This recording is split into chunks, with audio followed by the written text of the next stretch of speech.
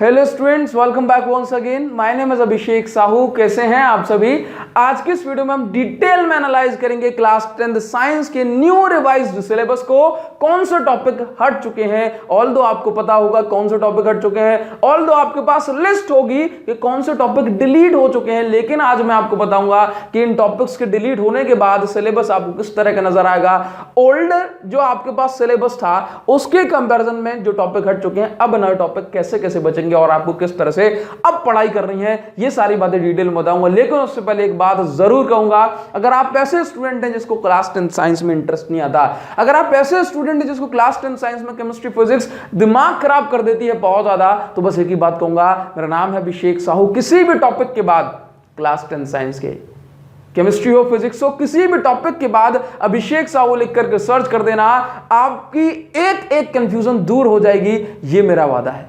Sequence अगर आप मेरी वीडियोस को देखेंगे, क्लास 10 साइंस के प्लेलिस्ट में भी आपको मिल जाएगी। टॉपिक के बाद अभिषेक साहू लिख करके आप सर्च कर सकते हैं, तो बस खुशबू आपको साइंस की आ जाएगी, फील आपको साइंस की आ जाएगी, और बस मेरा पढ़ाने का मोटिव सफल हो जाएगा। क्योंकि हर वीडियो में मेरा जो फोकस है वो उन स्टूडेंट के ऊपर है जिनको साइंस में थोड़ा इंटरेस्ट नहीं आ रहा है, ठीक है ना। तो बस चैनल को सब्सक्राइब कर लेना और 10th क्लास साइंस में धूम मचा देना, ठीक है ना। अब बात करते हैं कि हमारा जो साइंस का जो सिलेबस है, 10th साइंस का सिलेबस, वो कितने पार्ट्स में डिवाइड किया गया है। चीजों को समझना कि जो फर्स्ट 2, मतलब आप ध्यान दो कि हमारी जो कंप्लीट साइंस है 10th क्लास की, उसको 5 पार्ट्स में, कितनी 5 यूनिट्स में डिवाइड किया गया है। कितनी 5 यूनिट्स में डिवाइड किया गया है।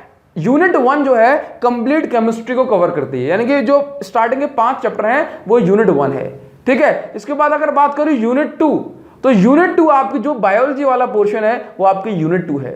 जबकि मैं बात करूंगा यूनिट 3, तो यूनिट 3 का मतलब है जैसे आप चैप्टर 10th पे पहुंचते हो, 10th 11th, मतलब जो आपका जो लाइट वाला पोर्शन है जिसमें आपने रिफ्लेक्शन पढ़ा, वो आपकी यूनिट 3 है। इसके बाद आएंगे यूनिट 4, तो यूनिट 4 है आपकी इलेक्ट्रिसिटी एंड मैग्नेटिक इफेक्ट, ठीक है। यूनिट 5 है आपकी जो आपके रिसोर्सेज हैं, है ना, resources and sources of energy, ठीक है, एनवायरनमेंट वगैरह के बारे में हम जिसमें पढ़ेंगे। तो हमारी टोटल ओवरऑल 5 यूनिट हैं। और जो बातें मैं आपको बता रहा हूं, स्टेट बोर्ड जो एनसीईआरटी के गाइडलाइन को फॉलो करते हैं, सीबीएसई के पैटर्न को फॉलो करते हैं, उन सब के लिए भी एप्लीकेबल है, ठीक है। तो अगर हम बात करें कि जो ओल्डर सिलेबस था उस पर आप एक बार नजर मार लें, और उसके बाद अब आप देखें कि फर्स्ट जो यूनिट है इसमें से क्या क्या हटा दिया गया है।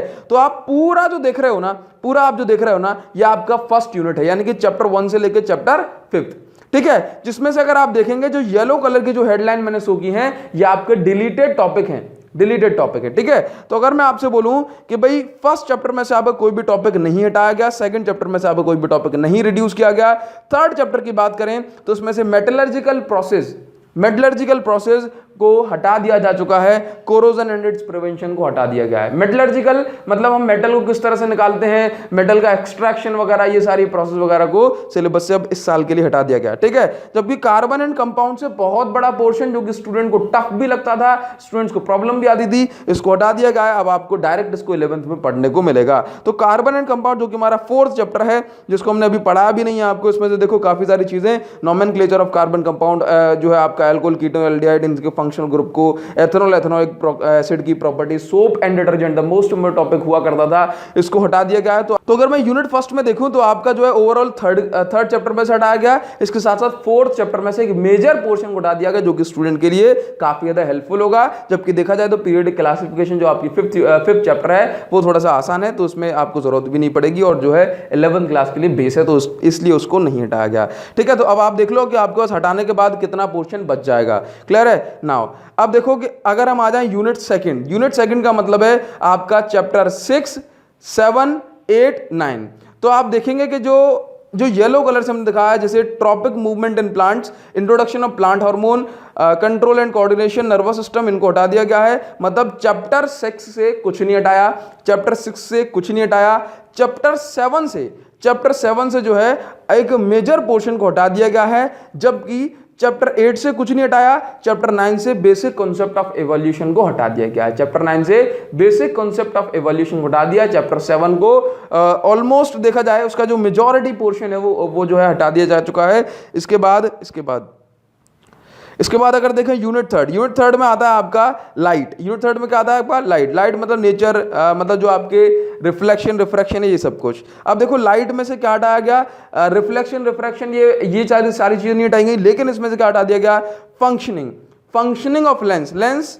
ह्यूमन आई में लेंस किस तरह से फंक्शन करता है, आई डिफेक्ट जैसे हमने मायोपिया हाइपरमेट्रोपिया पढ़ा, इसके साथ साथ इनके correction, application of spherical mirrors and lenses. मतलब मिरर फॉर्मूला, लेंस फॉर्मूला ये तो आपको करने हैं, सुन लो। मिरर के जो डायग्राम, रे डायग्राम, लेंस के जो रे डायग्राम हमने पढ़े, इमेज फॉर्मेशन, वो तो करने हैं, लेकिन जो है ना इनका यूजेस नहीं लिखने कि कॉनकेव मिरर का यूज कहां है, कॉन्वेक्स मिरर का यूज कहां है, कॉनकेव लेंस का यूज कहां है, कॉन्वेक्स लेंस का यूज कहां है, ये आपको नहीं लिखने। तो ये इस चीज को हटा दिया गया है, ठीक है ना। अच्छा, इसके बाद अगर देखें ये हो गई आपकी यूनिट थर्ड, मतलब आपका चैप्टर 10 और आपका 11। नाउ अब आपकी आएगी यूनिट 4 जो कि कंसिस्ट करती है चैप्टर 12 और चैप्टर 13, ठीक है ना। तो आप देखेंगे इलेक्ट्रिसिटी में से, इलेक्ट्रिसिटी जो कि आपका इफेक्ट ऑफ करंट है, उसमें कुछ भी नहीं हटाया गया, एज इट इज टॉपिक जैसे के जैसे रखे गए हैं, बिकॉज आपके आगे आने वाली क्लास के लिए बेस है। जबकि हम बात करें मैग्नेटिक इफेक्ट ऑफ करंट, तो मैग्नेटिक इफेक्ट ऑफ करंट में से वो पोर्शन हटा दिया गया जो कि स्टूडेंट को टफ लगता है, ठीक है, जिसमें प्रॉब्लम भी होती है, ठीक है। तो क्या कहा है भाई, electric generator, direct current, alternating current, frequency of AC, disadvantage of AC over DC, domestic circuit, मतलब आपकी जो चीजें हैं एक अच्छा पोर्शन हटा दिया गया, क्योंकि ध्यान रखो 12th क्लास वालों की किस्मत थोड़ी सी खराब रही। 12th क्लास फिजिक्स में जो है रिडक्शन थोड़ा बहुत कंजूसी के साथ किया गया, लेकिन आपके साथ सही रिडक्शन किया गया है, ठीक है ना। ऑल दो का चीजें और हटाई जा सकती थी, लेकिन ठीक है, बच्चों का जो है फ्यूचर भी बहुत ज्यादा ध्यान में रखना पड़ेगा हर किसी को। बात करें लास्ट यूनिट जो कि आपकी 5th यूनिट, जिसमें आते हैं आपके चैप्टर नंबर 14, 15 एंड 16। तो आप देखेंगे कि चैप्टर नंबर 14 को कंप्लीटली एक तरह से एलिमिनेट कर दिया गया है, ठीक है ना।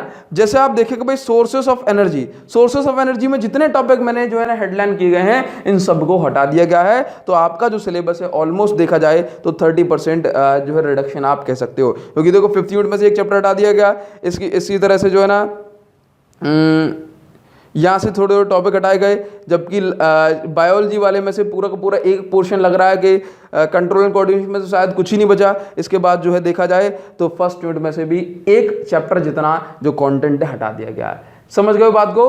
तो एंटायर सिलेबस को रिडक्शन तो मतलब एंटायर हर जो है ना यूनिट में से कोई पूरा चैप्टर तो नहीं हटाए गए, लेकिन इसके साथ साथ इतना कंटेंट जरूर हटा दिया गया कई जगह कि आप बोले कि भाई एक चैप्टर तो हट ही गया, ठीक है ना। तो ये था कंप्लीट सिलेबस रिडक्शन, और सिलेबस रिडक्शन के बाद आपको जो है पैटर्न कुछ इस तरह का दिखाई देता है। लेकिन अब आपको बता दूं कि अब आपको पढ़ना कैसे है।